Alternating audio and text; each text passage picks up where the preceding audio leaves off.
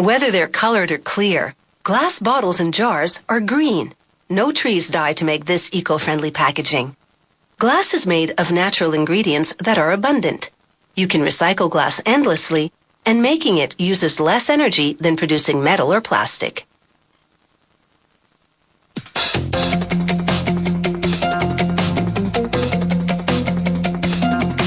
The recipe for glass combines about half a dozen natural raw materials, but the main ones are silica sand, soda ash, and limestone. Silica sand usually makes up about 45% of the batch. The soda ash helps melt the silica evenly.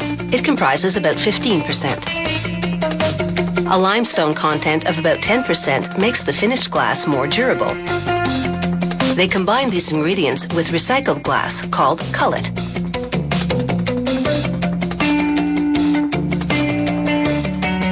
The factory's equipment feeds precise amounts of the materials into a furnace. Over a full day, the fiery heat, 1500 degrees Celsius, melts everything together, producing a gooey liquid that's the consistency of honey. The molten glass pours out of the furnace. Shears cut the flow at precise intervals to produce cylindrical gobs. Each gob is the exact amount required to make one bottle or jar. They drop to a device called the scoop. The scoop moves them to troughs that feed them to jar and bottle forming machines.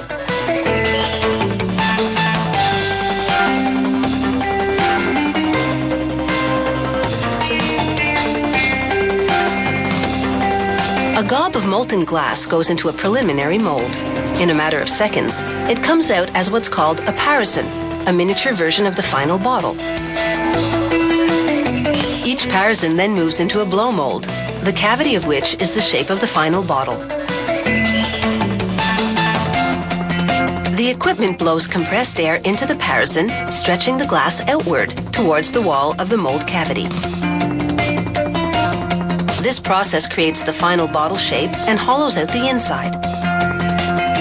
These are amber-colored beer bottles. The color is produced by adding small amounts of iron, sulfur, and carbon to the glass mix.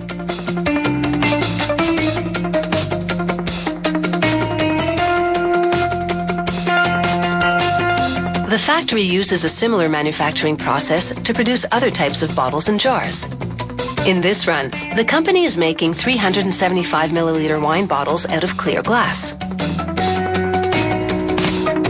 This run is producing 375 milliliter liquor bottles, also out of clear glass. But this mold has a special feature, a recessed insignia on one of the walls, which produces a raised insignia on the front of the bottle.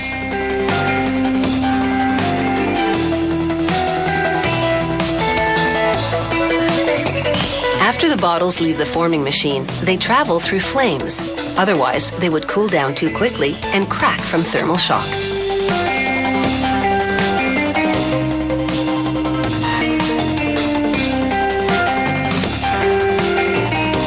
A loader now gently pushes the bottles into what's called an annealing leer. The bottles cool at a controlled rate as they move through the leer. This releases stress from the glass gradually.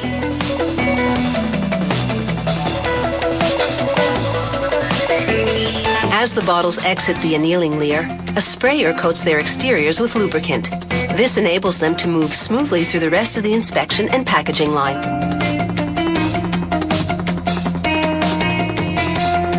The bottles now line up in single file to head into the automatic inspection station. As the machine spins each bottle, cameras and probes check for imperfections such as cracks or bubbles.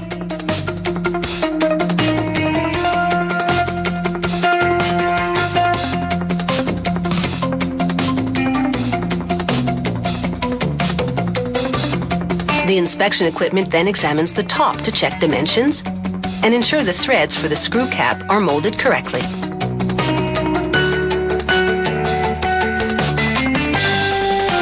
Before shipping, a worker does a final visual inspection. The proportion of cullet in glass can be as high as 90%. Cullet melts at a lower temperature, so for every 10% of cullet in the mix, the factory uses up to 2.5% less energy to produce its glass. Now that's an incentive to recycle.